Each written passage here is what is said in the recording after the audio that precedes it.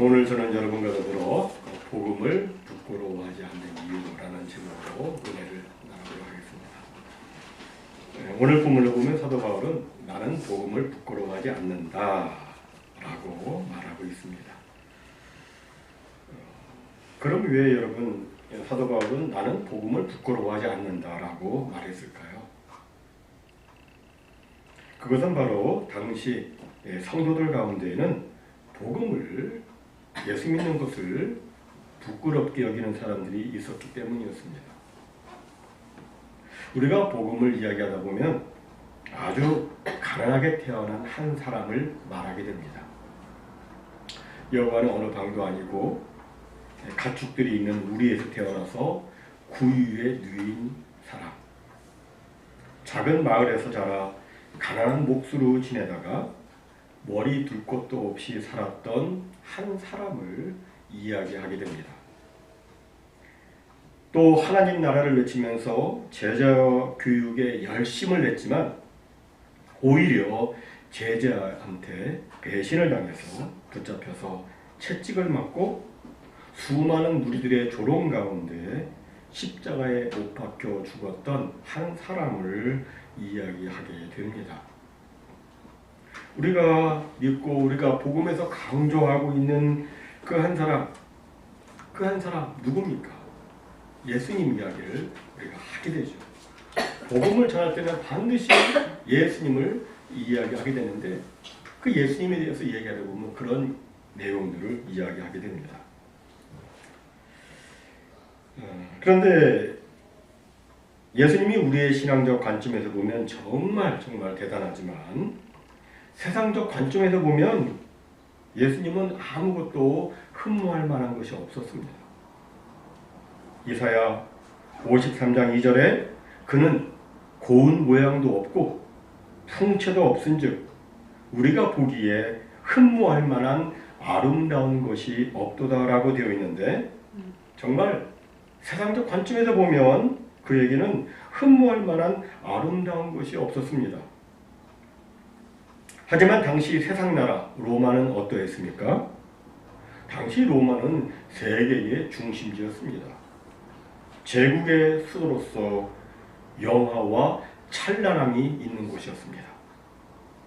그곳은 위대하다고 하는 사람들이 언제나 오가는 곳이었습니다.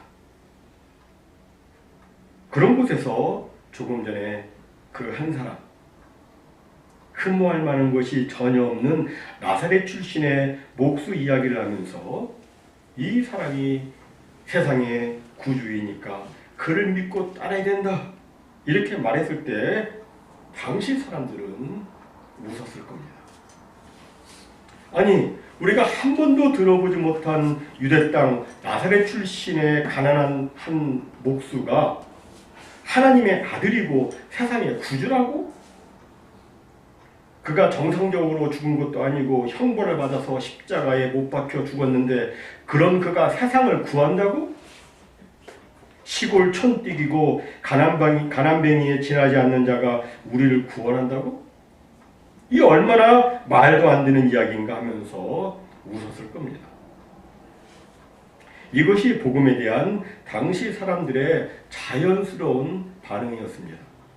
더욱이 당시 그리스 로마 세계에서는 철학이나 법학 그리고 유창한 말로 토론하고 변론하는 이 수사학은 매우 중요하게 여겼지만 그 이외의 것에 대해서는 하찮게 생각을 했습니다. 그저 그런 것으로 다 생각을 했습니다. 따라서 철학, 법학도 아니고 수사학도 아닌 이 복음을 당시 사람들은 대수롭지 않게 여겼던 겁니다. 만약 복음이 논리적 증명을 하는 철학이었다면 당시 사람들은 이 복음을 눈여겨보았을 겁니다. 그리고 만약 복음이 세상의 온갖 미사여구를 다 동원해서 토론하고 변론하는 그런 종류의 학문이었다면 인기를 한 몸에 받았을 겁니다. 하지만 복음은 철학이 아니죠. 복음은 논리적인 증명을 필요로 하지 않습니다. 왜냐하면 복음은 사실이기 때문입니다. 사실은 있는 그대로 말하면 되는 것이지 여기에 논리적 증명이 필요가 없습니다. 쉽게 예를 들어서 예수님께서 수많은 병자들을 고쳐주셨는데 예수님께서 병을 고쳐주신 사실 그 자체가 중요한 것이지 예수님이 고치신 그 모든 병 고침을 논리적으로 다 증명할 필요가 없는 겁니다. 사실을 그냥 그대로 이야기하는 것이 복음의 내용입니다. 또 복음은 수사하기 필요하지 않습니다. 복음은 어린아이나 공부를 안 한 사람도 다 이해할 수 있는 그런 쉬운 언어로 설명이 됩니다. 애들도 복음을 다 이해를 해요. 배우지 못한 사람도 복음을 다 이해를 합니다. 그래서 뛰어난 수사를 좋아하는 당시 세계에서는 이 복음을 말도 그냥 그저 그런 단어로 사용하니까 이거 복음을 우습게 여겼던 거예요. 이런 사회적 분위기 속에서 자기가 바로 그 복음을 믿는 자라고 이야기하고 그 복음에 대해서 말하는 것은 충분히 부끄러움이 될 만한 일이었습니다. 그래서 당시 성도들은 이 복음 이야기를 다른 사람한테 하기가 부끄러운 거예요. 사람들이 아이 뭐야 이거 이렇게 반응하기 때문에 그런 얘기를 못하는 거예요. 그런데 사도 바울은 자신 있게 이야기를 합니다. 나는 복음을 부끄러워하지 않는다. 남들은 복음을 다 부끄러워하는 그 시대적 배경인데 그 속에서도 사도 바울은 나는 복음을 부끄러워하지 않는다라고 이야기를 한 것입니다. 저는 여기서 혹시 여러분 가운데 복음을 부끄러워하는 분이 안 계신지 한번 묻고 싶습니다. 여러분은 복음에 대해서, 예수님에 대해서, 예수 믿는 것에 대해서 어떻게 생각하십니까? 저는 어렸을 때 아마도 중학생 때였던 것 같아요. 그때 저는 예수 믿는 것을 부끄럽게 여겼던 것 같습니다. 학교에서 점심을 먹는데 그때는 왠지 눈을 감고 기도하는 것이 쑥스러웠습니다. 애들이 다 보고 있다고 생각을 하고 이게 쑥스럽게 생각이 들었던 거예요. 그래서 뭐 기도를 하는 둥 마는 둥 어떻게 했겠어요? 눈을 잠깐 이런 요 정도로 뭐 한 건지 안 한 건지 이렇게 기도했던 적이 있었습니다. 왜 그랬습니까? 그것은 바로 복음이 얼마나 귀중한 것인지를 제대로 알지 못했기 때문이었습니다. 그러나 이 복음의 귀중성을 안다면 예수 믿는 것이 부끄럽지 않습니다. 복음이 부끄럽지 않습니다. 오히려 자랑스럽고 영광스럽습니다. 왜 그렇습니까? 복음은 오늘 본문 그대로 모든 믿는 자에게 구원을 주시는 하나님의 능력이 되기 때문입니다. 복음은 구원을 주시는 하나님의 능력이기 때문에 절대 예수 믿는 것이 부끄럽지 않은 겁니다. 여러분 이 세상이 아무리 잘나고 잘나가고 또 많은 재산을 가지고 있어도 복음을 믿지 않으면 그는 구원을 받을 수 없습니다. 복음을 믿지 않으면 이 세상 그 누구도 죄와 사망으로부터 구원을 받을 수 없습니다. 우리 사람들은 모두 원죄와 자범죄를 가지고 있죠. 원죄는 뭡니까? 아담의 보통 생리법으로 출생하는, 그러니까 아담의 허리에서 나오는 모든 사람들은 다 원죄가 있는 거예요. 그리고 원죄가 있기 때문에 죄인이잖아요. 죄인으로 태어나는 거죠. 그리고 살면서 죄인이기 때문에 이제 죄를 범하며 사는 거예요. 그걸 자범죄라고 그러잖아요. 근데 이 원죄와 자범죄에는 항상 그 죄의 결과가 있는 거예요. 네 가지로 정리할 수 있는데, 첫째는 죄에 대한 책임이 있습니다. 죄를 지면 죄에 대한 책임을 져야 돼요. 법원에 가면 피고인은 형법 몇 조에 의거해서 이런 죄가 있으므로 그 법적 책임으로 아래와 같은 형벌을 내린다. 영어로는 guilty 하면서 뭐 형벌을 부과합니다. 그런데 우리는 다 죄인이기 때문에 하나님의 율법에 의하면 전부 다 guilty예요. 여러분 우리 모두 다 guilty입니다. 다 정죄의 대상입니다. 죄에 대한 법적 책임, 곧 죄책이 있는 겁니다. 두 번째 죄의 결과, 두 번째는 죄의 세력 아래에 있게 된 것입니다. 사람이 죄를 지으면 죄책으로 끝나지 않고 죄의 노예가 됩니다. 하나님께서 사람을 지으셨을 때 사람은 본래 죄의 노예가 아니었습니다. 하지만 에덴 동산에서 분명한 자기 의지로 하나님의 말씀을 따르지 않고 사탄의 말을 따랐기 때문에 그 결과 죄가 세상에 들어오게 되었고 모든 사람들은 죄의 세력 아래에 놓이게 된 것입니다. 세 번째 죄의 결과는 사람이 온통 죄의 오염이 되었다고 하는 겁니다. 오염과 썩어짐은 세상의 쓰레기장이나 오물 폐수장에만 있는 것이 아닙니다. 오염은 우리들 자신 속에도 있습니다. 썩어짐이 우리 속에 있습니다. 생각과 사상, 본성이 죄에 오염되어 있어서 마귀가 실제로 나를 시험하고 있지 않을 때에도 갑자기 못된 생각이 나고 나쁜 생각이 내 마음에 떠오르면서 시험에 들곤 하는 겁니다. 네 번째 죄의 결과는 형벌을 받게 되는 겁니다. 죄로 말미암아 이 땅에 죽음이 들어오고 각종 질병과 전쟁이 생겼습니다. 땅에서는 가시와 엉겅퀴가 나고 각종 비극적인 일들이 생겼습니다. 인간에게 있어서 가장 비극적인 것은 무엇입니까? 죄로 말미암아 영육이 죽고 그리고 영원한 형벌 곧 하나님과 영원히 분리되어서 불과 유황이 타는 못에 떨어지는 것입니다. 즉 사람들은 모두가 죄로 인해서 이 땅에서도 고통을 당하게 되었고 죽은 후에도 영원한 그 지옥의 고통을 당하게 된 것입니다.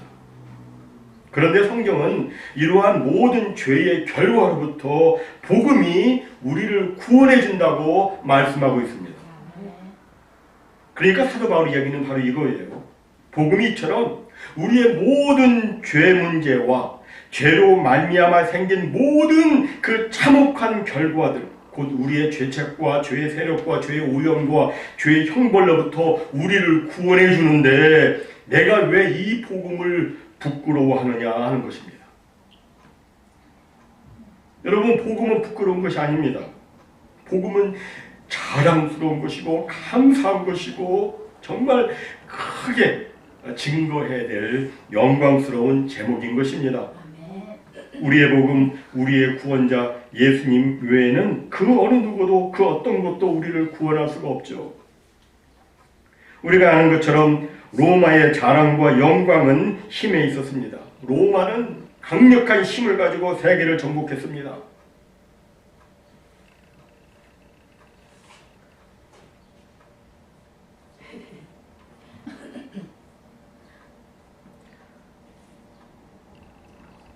로마는 힘을 가지고 세계의 도로망을 설치해서 세계를 소통하게 만들었습니다.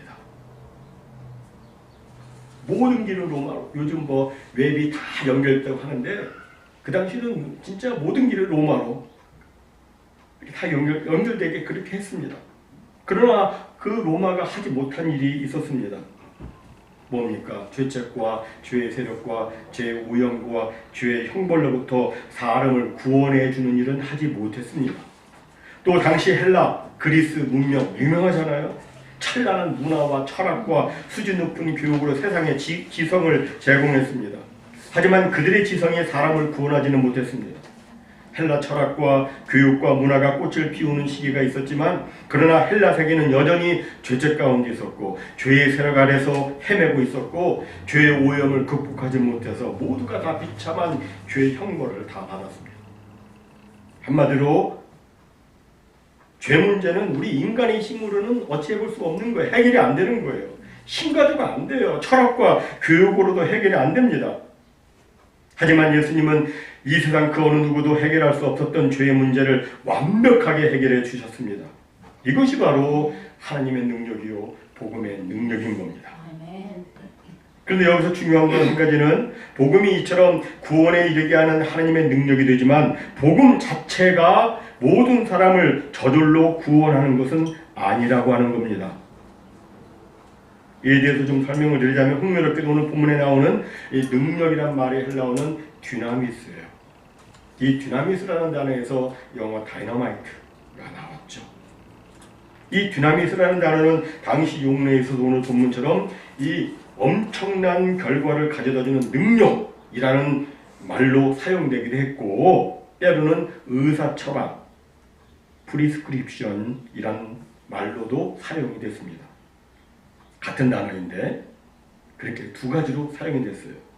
이런 의미에서 오늘 본문의 능력이란 말 대신에 처방이란 말을 한번 넣어서 읽어보면 이렇게 됩니다. 잘 들어보십시오. 내가 복음을 부끄러워하지 아니하노니 이 복음은 모든 믿는 자에게 구원을 주시는 하나님의 처방이 됩니다.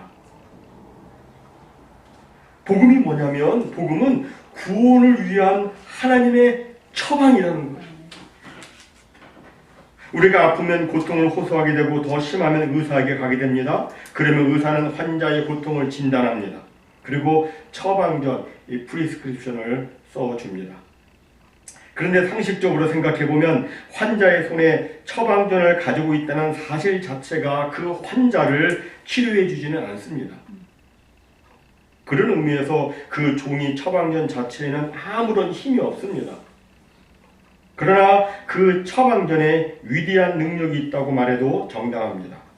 달리 말해서 의사가 정확하게 진단을 해서 그 해결책을 처방전에다가 써놓았으면 그 종이는 그 환자에게 능력이 될 수가 있습니다. 그 처방전을 가지고 약국에 가서 약을 지어서 약을 투여하면 능력이 나타나기 때문입니다. 복음이란 꼭 이렇습니다. 복음은 죄인을 구원하시려는 하나님의 처방입니다. 따라서 복음은 그 자체로서 이미 능력입니다. 복음, 구원을 주시는 하나님의 능력입니다.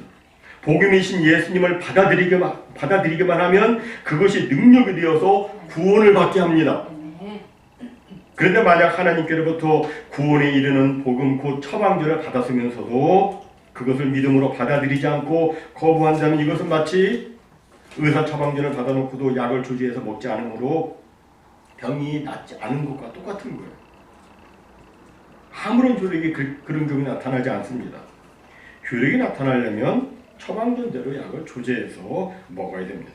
구원도 마찬가지죠. 하나님께서 구원에 관한 유일한 처방을 내리시지 않으셨습니까? 뭐라고 하셨어요? 요한복음 3장 16절에 보니까 하나님이 세상을 이처럼 사랑하사 독생자를 주셨으니 이는 그를 믿는 자마다 멸망하지 않고 영생을 얻게 하려 하심이라. 아멘. 구원을 위한 하나님의 유일한 처방은 예수 그리스도를 믿는 것입니다.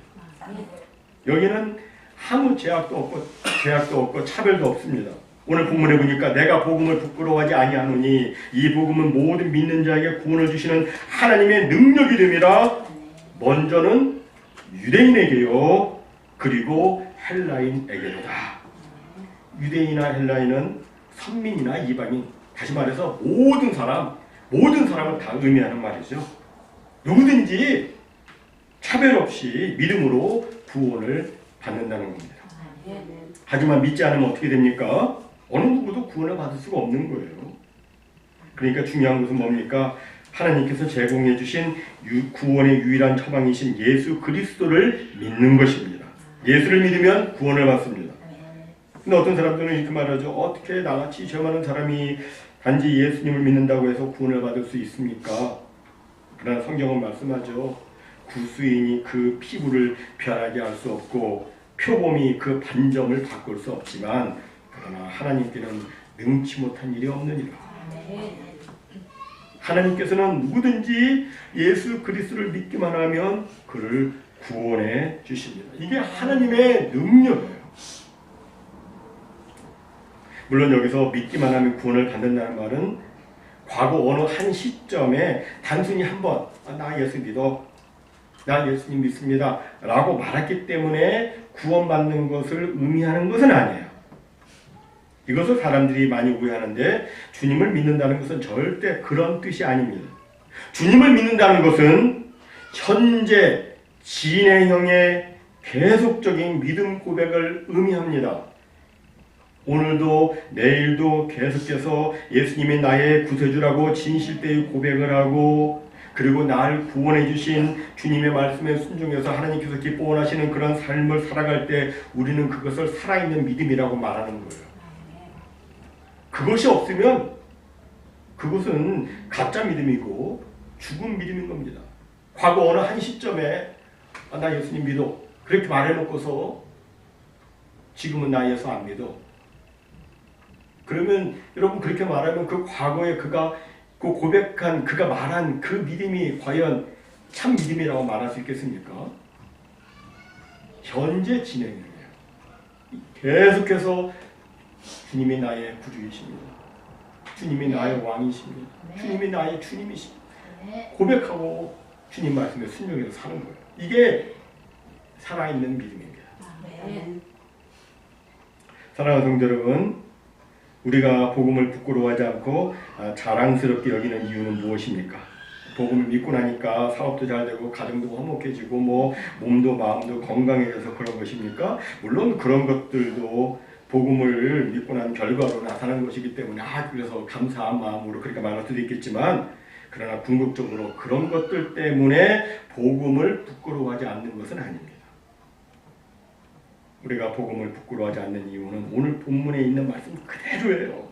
내가 복음을 부끄러워하지 아니하노니. 왜냐하면, 우리말 성경에는 이 왜냐함이라는 단어가 없는데 헬라어 원어 성경에는 왜냐함이라는 단어, 가르라는 단어가 거기 들어있어요. 왜냐하면 이 복음은 모든 믿는 자의 구원을 주시는 하나님의 능력이 되기 때문이라고 사도 바울이 말하고 있습니다.